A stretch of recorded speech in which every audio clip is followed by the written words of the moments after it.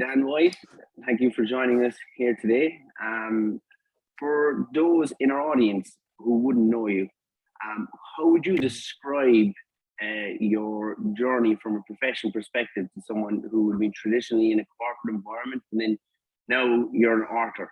Can you tell us a little bit about that journey, please? Yeah, it's been a fun journey, and I think quite an interesting journey for me anyway. Well, I left university and went straight into a job. So no breaks. I didn't have a gap year or anything. So I was straight into the corporate world.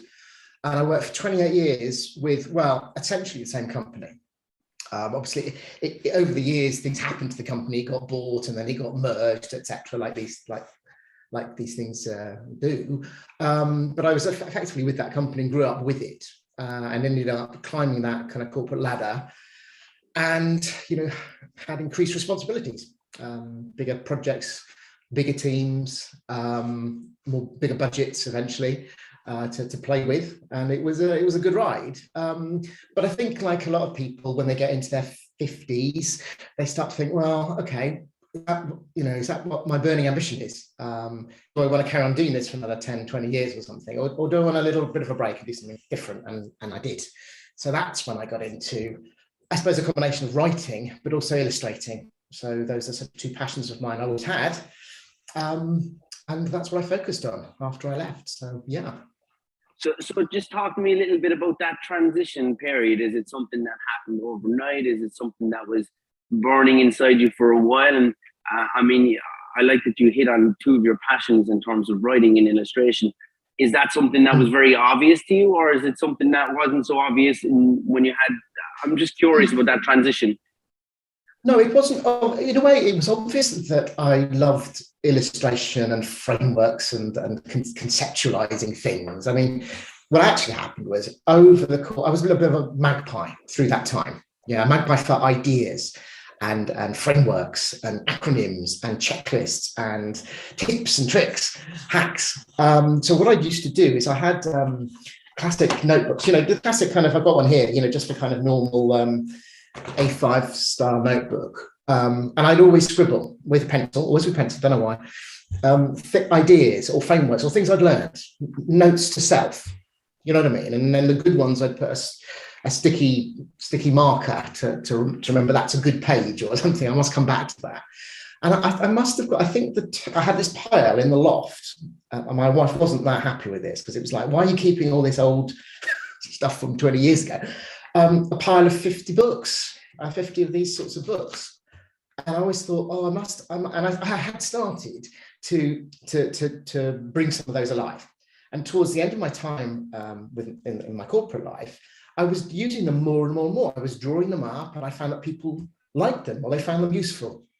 I got into training more and more, and I'd use them in training, and people go, oh, I really like that illustration. It helps me remember the point, etc. So I used them more and more, those kind of things. So when I left, I thought, I really must put that right. Now's the time. I'm going to put them together in 2 books. In fact, I had 2 books in mind. And that's what I did when I left. Wow. Okay. So I love the magpie analogy. And I love the fact that you're actually collecting these conceptual frameworks, illustrations throughout your career, and a pretty expansive career, I would say. A chief marketing officer, eventually Midward Brown Europe. I mean, it's quite interesting to see you collect these bits and pieces and then say, okay, right, I have a resource here that I've kept and gathered over the years that I've used, trialed, and had the feedback from. So I guess without knowing it, you were probably writing this book regardless, or at least doing the research. It was something that was happening side by side, it seems. Yeah, the research. Honestly, I did at the time. I did the notes and the scribbles and thought up the frameworks and drew them and stuff for myself. This was for me. This is okay. Next time I come across this situation or this challenge or whatever, I'll have a head start because I've got my framework. And then I realized that was, what I found useful for myself was useful for other people. So I thought, okay, well, maybe that's the thing I can do uniquely, that is more useful than just doing a job that other people could do. I tried to find what it is that I'm passionate about and I can do particularly well. That was what I found eventually. Yeah. Very, very interesting. And just maybe if you could give me an example, right? So you're really after bringing me on the journey here. If you can give me a more like a practical example of what kind of framework or illustration that you say, right, this is good. I can apply this in my team meeting. I can use this to communicate as well as execute, or you should just fill in the gaps a little bit. Example, yeah. Well, I'm a very visual person, and a lot of people are. But when you think about business books, and I've got a whole pile behind me, you know, of mainly marketing and sort of soft skills books. Some of them are literally pure text. You know, they are just text from start to finish. So there's one here. It's a good book. It's again a soft skills, not my book. I should be plugging my book, but this is an old book. Yeah. This isn't even my soft skills, but it's an earlier, a different one. But when you look at it, you flick through, it's, can you see? Yes, yes. There's nothing but words. Now, obviously words are important, but I'm a visual person. I struggle to read a whole book without some pictures. Okay, maybe I'm like a kid in that regard. But, you know, so a lot of people do not like reading through whole books unless it's a novel or something, you know? And I thought, well, I like pictures, so do the pictures. So I'll give you, actually, I can tell you what I could do. I could describe a visualization that I'm planning to do next or soon. Yeah. And it's a marketing one. I'll see what you think. I don't know. You never know how it's going to turn out. But I've got this idea that, you know, with brand, right, if you want to build a brand, you have an important element of building a strong brand is having consistency in your marketing over time. Yeah, so using the same logo, using the same colors, using the same characters, style. The more you can have consistency, the more it helps build a powerful, memorable entity in the brand. Okay, that's just, you know, well established. But to remember that, I was thinking to bring that point alive. Imagine you're in a cave. Okay, it's a cave. You don't have to be in the cave. There is a cave, and if maybe it's, you know. It's been around for years and years and years. Now, if the water drips down through the cave, through the ceiling of the cave, all over the ceiling, right? Pretty much that cave won't change at all. Its shape won't change at all, right?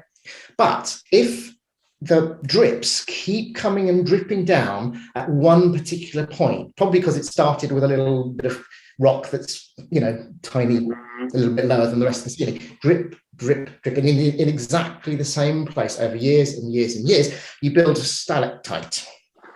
And I kind of thought, I found that quite a useful analogy in my head. I don't know if this one will work. Some work, some don't. I think, that's a good way of remembering why your marketing needs to be consistent and over time because it will build, because the deposits and the way it works in the brain, it'll just make it stronger and stronger as the mineral deposits grow the stalactite in the same way as the brain develops neural connections. Anyway, I might do that one. I'm thinking of doing that one.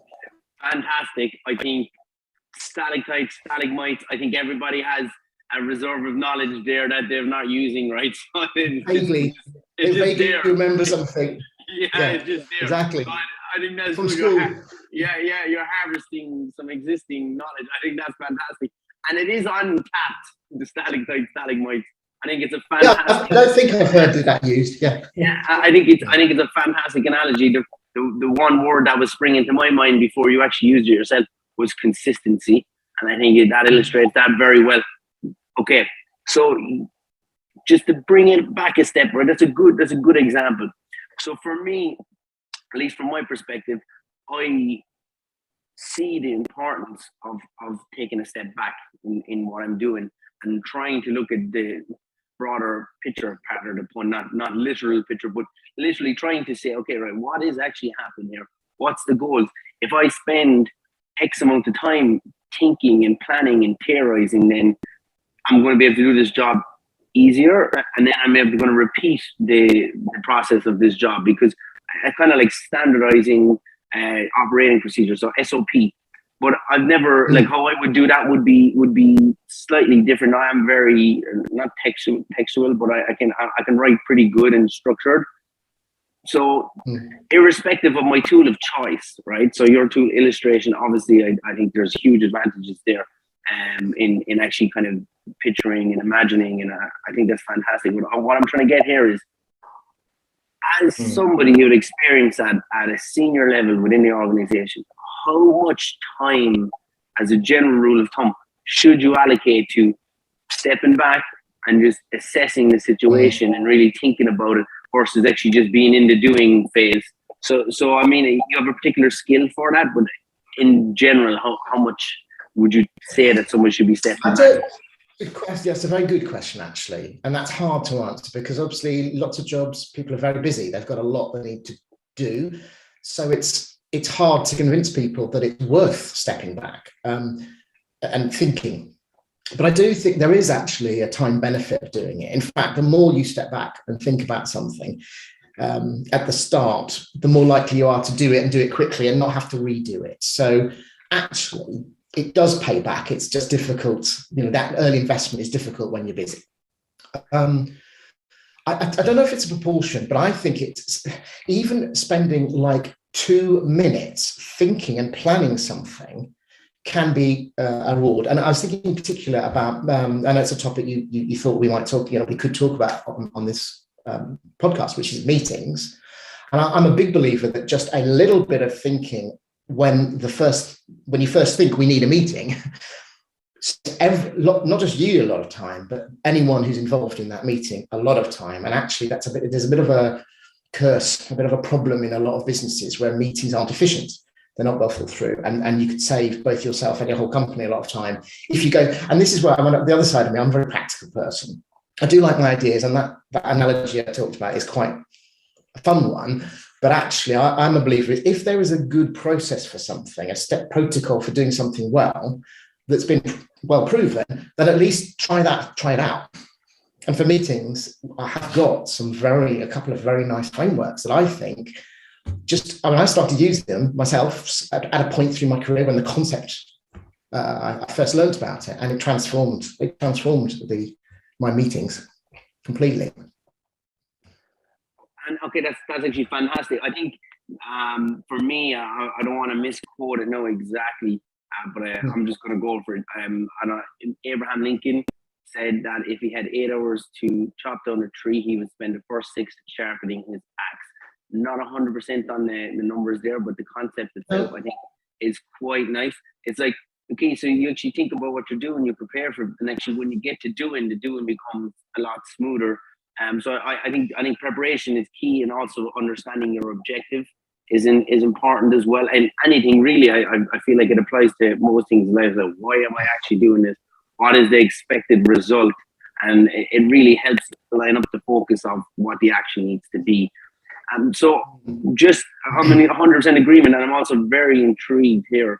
And if you could just give me an example of some of your meeting techniques that you're currently employing.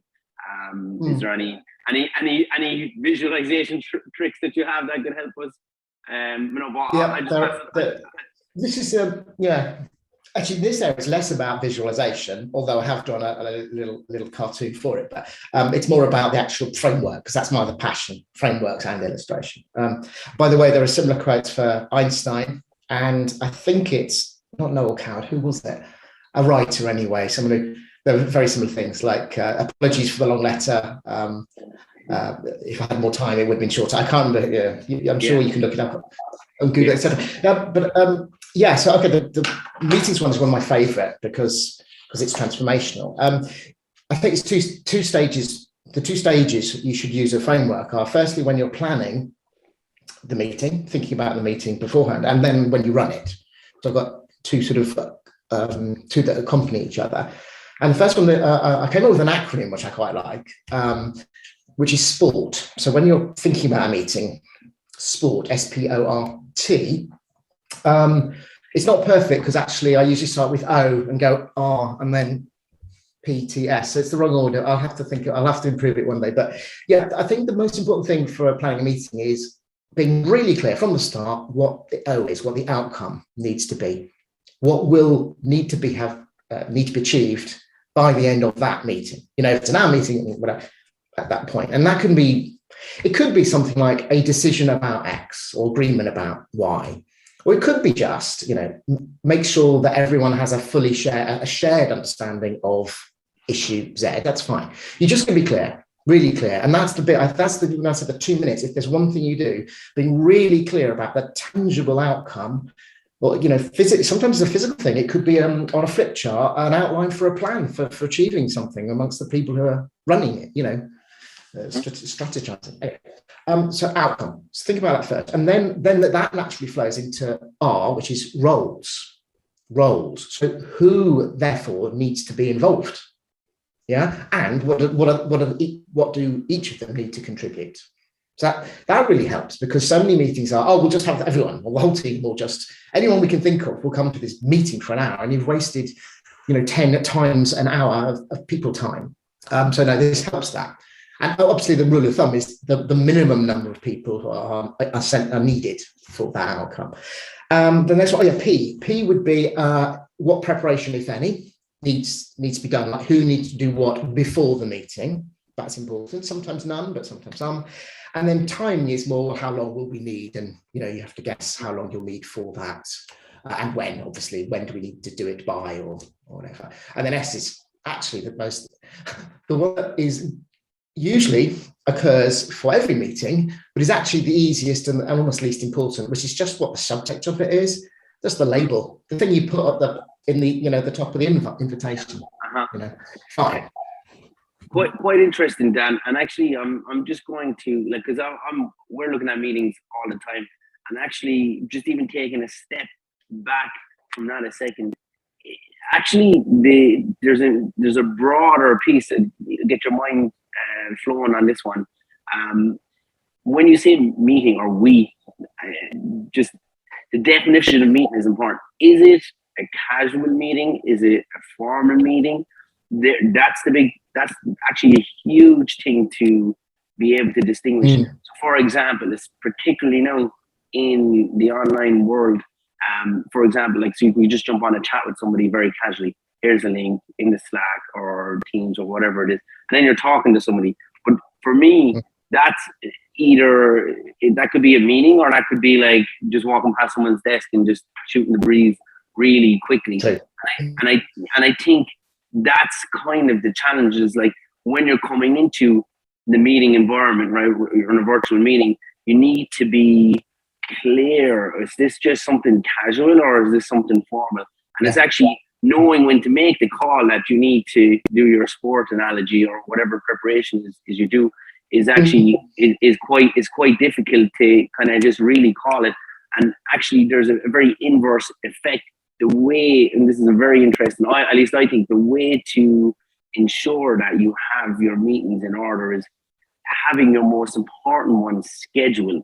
So your weekly or your daily stand-up, your monthly, because if you can schedule the formal meetings, then you know that if I'm just popping on for a quick chat with Dan, then we don't need to discuss our KPIs for this week on this call or for this month or whatever, because we know the space is already created for it. So in actual fact, what we're really finding out from digging in now constantly is that actually having your structured meetings already planned, organized, clear, acts as a magnet, so it can pull that dialogue out of your more spontaneous interactions, which I think is very important. And we thought it was very just like that inverse negative effect of pulling the formality out of it, so we can say, actually, you know what?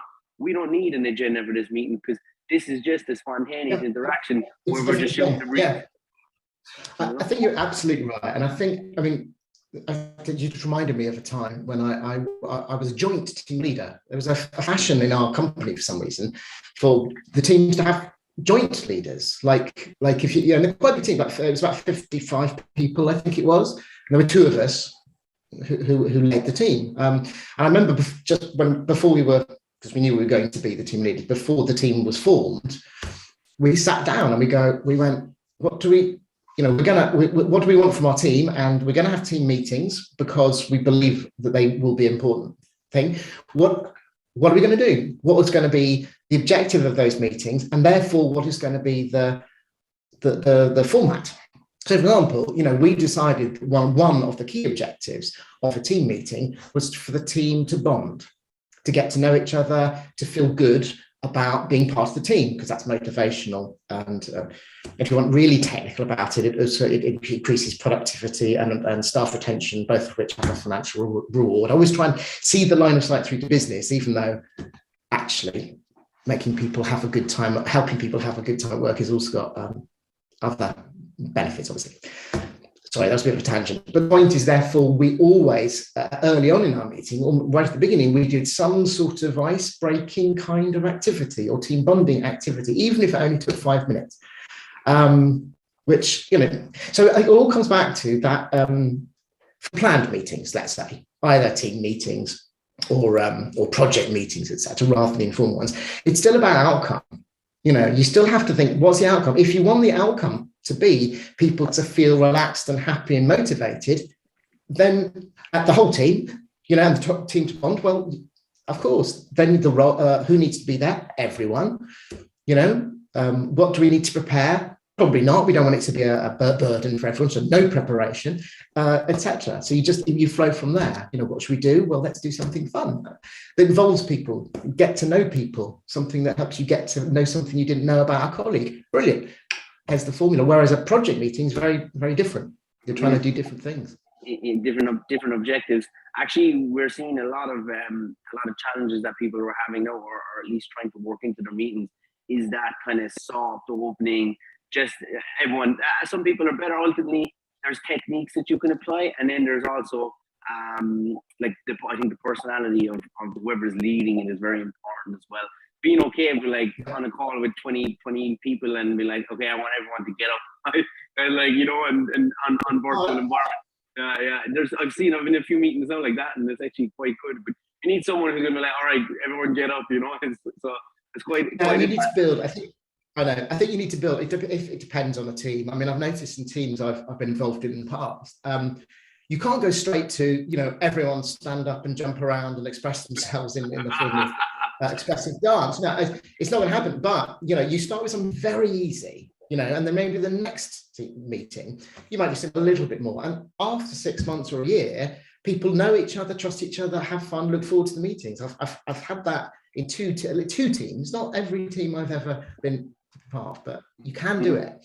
And it's wonderful when you get that kind of team spirit that builds and builds, and the trust. That's a wonderful thing. I think, by the way, just to say, in the soft skills book, I do have in my team building chapter, I have a specific recommendation for how you might think about and structure a team meeting as opposed to a project meeting, which is what I was describing before, sort of thing. By the way, yeah. And listen, Dan, I think.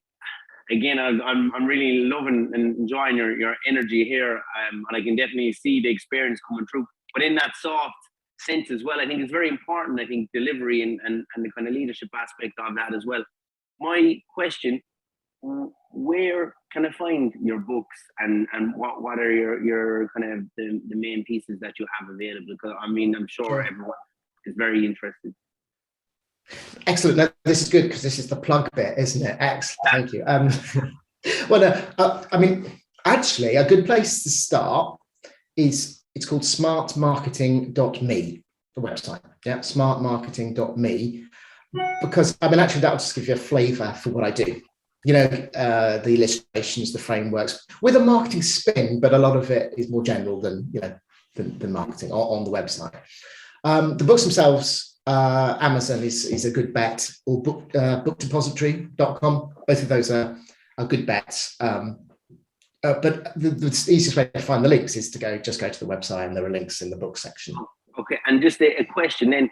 So are they hardcover, soft copies, audio versions? Just curious. Yeah, there are. Oh yeah. Well, I'm a bit old school. One of the reasons I went with this publisher is I really like the format. It's small. Can you see how small? I don't know if you can see how small it is. I think it's A5-ish, roughly. Quite small. It's hardcover, and it's got. I know it's silly, but I like. Well, you know what? I like the fact. Look, if you look, it's got one of these elastic closed things that keep it closed, and a page marker, which just reminded me of my own where it came from.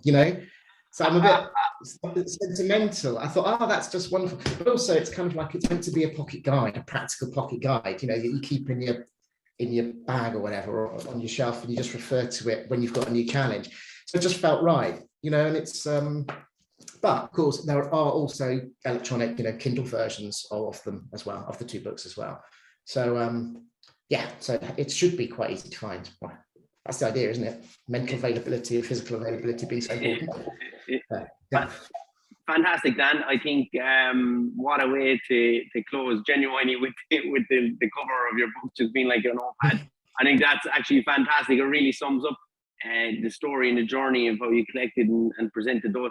I'm really excited to have you on, Dan, and I appreciate, genuinely really enjoyed touching base and getting to know you a bit. Thank you.